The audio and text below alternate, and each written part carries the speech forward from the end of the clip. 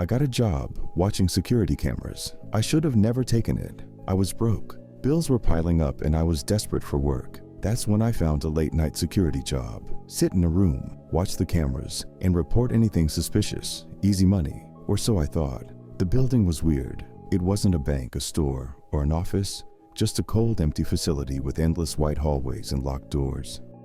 My boss gave me one rule. If you see something unusual on the cameras, don't leave this room. I laughed. Like what?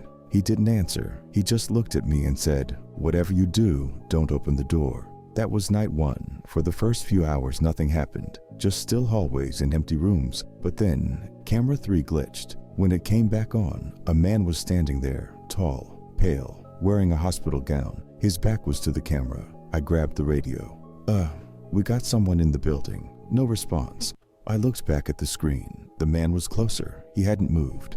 I didn't see him move, but now he was inches from the camera. His head was tilted like he was listening. Then the feed cut out. Every camera went black. I heard footsteps, not from the monitors, from the hallway outside my door. I reached for my radio again.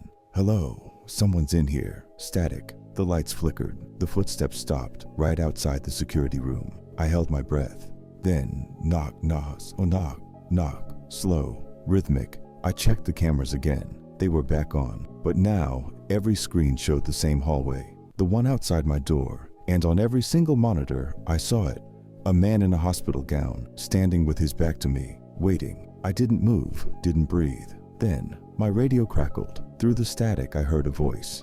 If you see something unusual, don't open the door. Then the knocking stopped. The cameras reset. The hallways were empty again. I never saw him leave. When my shift ended, my boss was waiting. He looked me up and down and nodded. You listened. That's good. I quit the next morning. They called me the next day, asking if I'd reconsider. They still needed a night guard because the last one opened the door and they still haven't found him.